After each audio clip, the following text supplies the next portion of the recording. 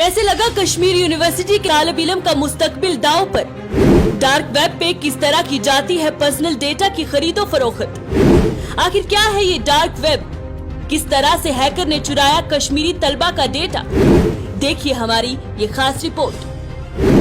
News insider के जराये के मुताबिक ये पता चला है, जिसकी तस्दीक इंटेलिजेंस ब्यूरो ने भी की है। इतलात मौसूल हुई है कि एक हैकर ने ये दावा किया है कि उसने कश्मीर यूनिवर्सिटी के डेटाबेस से 10 लाख तुलबा का डेटा हासिल किया है और इसे डार्क वेब पर फरोख्त के लिए डाल दिया है।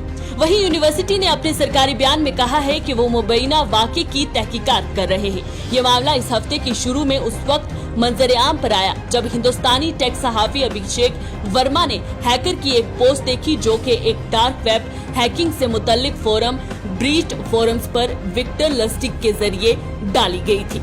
इंटरनेशनल बिजनेस टाइम्स ने रिपोर्ट किया है कि ये नाम उस बदनाम जमाना फनकार से मुतासिर है जिसने आईफिल टावर को एक बार नहीं बल्कि 2 बार फरोख्त किया। बता दें ये फोरम एक मकबूल है और कई दूसरे हैकर्स ने माजी में ब्रीच फोरम्स पर इनके जरिए हैक किया गया डेटा शेयर किया है। विक्टर लस्टिक ने दावा किया है कि इसके पास यूनिवर्सिटी के 10 लाख से ज्यादा तुलबा की मालूमात, रजिस्ट्रेशन नंबर्स और ईमेल पासवर्ड समेत डेटा मौजूद है। इसने डेटा 250 अमेरिकी डॉलर में फरोख्त करने की पेशकश की है। आपको मजीद बताते चले तो इसने ये पोस्ट 6 अगस्त को ब्रीच फोरम्स पर की थी। इसके फौरन बाद फोरम की मुंतजम ने वर्मा को जवाब देते हुए कहा कि डेटाबेस जेन्युइन है। ताहम बुध तक विक्टर लस्टिक की पोस्ट को डिलीट कर दिया गया था। अभी तक ये वाज़ा नहीं है कि इसे इसलिए डिलीट किया गया कि इसे खरीदार मिल गया था या किसी और वजह से। इसी बीच यूनिवर्सिटी के तुलबा की तंजीमों ने ये मामला हुकाम के साथ उठाया और बुध को यूनिवर्सिटी ने वाक़े के हवाले से एक बयान जारी किया, जिसमें कहा गया है कि इब्तदाई तज्ज़िये के मुताबिक इनके डेटाबेस में मौजूद डेटा गैर तब्दील शुदा है, यानी ऐसा लगता नहीं है कि किसी भी तरह से छेड़छाड़ की गई है। बयान में कहा गया है कि डेटा की किसी भी खिलाफ वर्जी जो पहले ही अवामी डोमेन में काबिल रसाई है का गहराई से एनालिसिस किया जा रहा है और ये एनालिसिस पर मुनहसर है कि आगे क्या किया जाएगा। यूनिवर्सिटी मजीद कार्रवाई करेगी और इसके मुताबिक मुनासिब कानूनी रास्ता अख्तियार करेगी। साइबर कानून नाफिज करने वाले अदारे भी इस पर नजर रखे हुए हैं। हुकाम ने कहा है कि अभी ये कहना काबिल वक्त है कि डेटाबेस को कोई हकीकी नुकसान पहुंचा या कोई हैकर आसानी से डेटाबेस में दाखिल हुआ। जो कुछ वो कर सकता था उसने किया और फिर डार्क वेब फोरम पर इन तुलबा के डेटा को अपनी गिरफ्त में रखने का दावा किया। डार्क वेब आखिर है क्या, आपको बताते हैं इसके नुकसान और फायदे भी।